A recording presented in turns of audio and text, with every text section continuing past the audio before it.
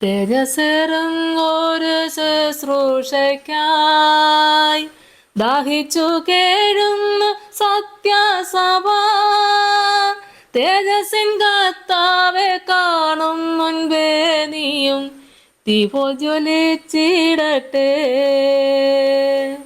തേജസ്സിൻ കർത്താവെ കാണും മുൻപേ നീയും തീപോൽ ജ്വലിച്ചിടട്ടെ. കർത്താവിൽ എനിക്ക് ഏറ്റവും പ്രിയപ്പെട്ടവരെ, സങ്കീർത്തനം 73 അതിന്റെ 13 മുതലുള്ള വചനഭാഗങ്ങൾ നമുക്ക് വായിക്കാം. എന്നാൽ ഞാൻ എൻ്റെ ഹൃദയത്തെ ശുദ്ധീകരിച്ചതും എൻ്റെ കൈകളെ കുറ്റമില്ലായ്മയിൽ കഴുകിയതും വ്യർത്ഥമത്രേ. ഞാൻ ഇടപെടാതെ ബാധിതനായിരുന്നു, ഉഷസ് തോറും ദണ്ഡിക്കപ്പെട്ടും ഇരുന്നു. ഞാൻ ഇങ്ങനെ സംസാരിപ്പാൻ വിചാരിച്ചെങ്കിൽ ഇതാ ഞാൻ നിന്റെ മക്കളുടെ തലമുറയോട് ദ്രോഹം ചെയ്യുമായിരുന്നു. ഞാനിത് ഗ്രഹിപ്പാൻ നിരൂപിച്ചപ്പോൾ എനിക്ക് പ്രയാസമായി തോന്നി. ഒടുവിൽ ഞാൻ ദൈവത്തിന്റെ വിശുദ്ധ മന്ദിരത്തിൽ ചെന്ന് അവരുടെ അന്തം എന്താകുമെന്ന് ചിന്തിച്ചു. നിശ്ചയമായി നീ അവരെ വഴുവഴുപ്പിൽ നിർത്തുന്നു, നീ അവരെ നാശത്തിൽ തള്ളിയിടുന്നു. എത്ര ക്ഷണത്തിൽ അവർ ശൂന്യമായി പോയി, അവർ മെരുൾച്ചകളാൽ അശേഷം മുടിഞ്ഞു പോയിരിക്കുന്നു. ഉണരുമ്പോൾ ഒരു സ്വപ്നത്തെ പോലെ കർത്താവെ, നീ ഉണരുമ്പോൾ അവരുടെ രൂപത്തെ തുച്ഛീകരിക്കും. ഇങ്ങനെ എൻ്റെ ഹൃദയം വ്യസനിക്കുകയും എൻ്റെ അന്തരംഗത്തിൽ കുത്തുകൊള്ളുകയും ചെയ്തപ്പോൾ ഞാൻ പൊട്ടനും ഒന്നും അറിയാത്തവനുമായിരുന്നു, നിന്റെ മുമ്പിൽ മൃഗം പോലെയായിരുന്നു. സ്തോത്രം.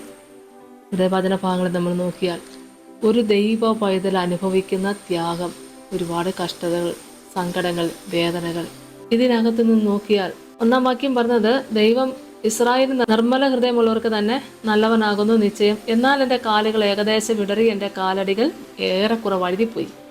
ദുഷ്ടന്മാരുടെ സൗഖ്യം കണ്ടിട്ട് എനിക്ക് അഹങ്കാരികളോട് അസൂയ തോന്നി. ഈ ദുഷ്ടന്മാരും അഹങ്കാരികളും ആരൊക്കെയാണ്? അറിയാത്തവരല്ല, ഒരു പക്ഷേ കൂടെ നിൽക്കുന്നവരായിരിക്കാം. അല്ലെങ്കിൽ നമുക്കറിയാലോ, ദാവീദ് രാജാവിന് ഏറ്റവും വലിയ ശത്രുവായി നിന്നത് തൻ്റെ യജമാനനായിരുന്നില്ലേ? എന്നതുപോലെ ദൈവമക്കളെ, നമ്മൾ അവിടെ നിന്നിങ്ങനെ നോക്കിയാൽ കർത്താവ് തൻ്റെ 12 ശിഷ്യന്മാരെ ഏറ്റവും കൂടുതൽ സ്നേഹിച്ചു. എന്നാൽ അതിലൊരുവൻ കർത്താവിനെ ഒറ്റി കൊടുത്തില്ലേ? ആരാണ് ഈ ദുഷ്ടന്മാര്? ദൈവമക്കളെ, ദൈവസന്നിധിയിൽ നിന്ന് വിട്ടുമാറി നിൽക്കുന്ന ആരും ഏത് ദുഷ്ടതയും ചെയ്യും. അവർക്ക് ദൈവഭയമില്ല, അവർ ചെയ്യും. അത് മുഴുവനും ഒരു നീതിമാനെതിരായിട്ട് തന്നെ അനുഭവിക്കുന്ന വിഷയങ്ങൾ തന്നെ ആയിരിക്കും. അപ്പോഴും ഇവിടെ വിളിച്ചു പ്രാർത്ഥിക്കുന്ന ഒരനുഭവം, ഇതെല്ലാം സങ്കടങ്ങളൊക്കെ പറയാണ്.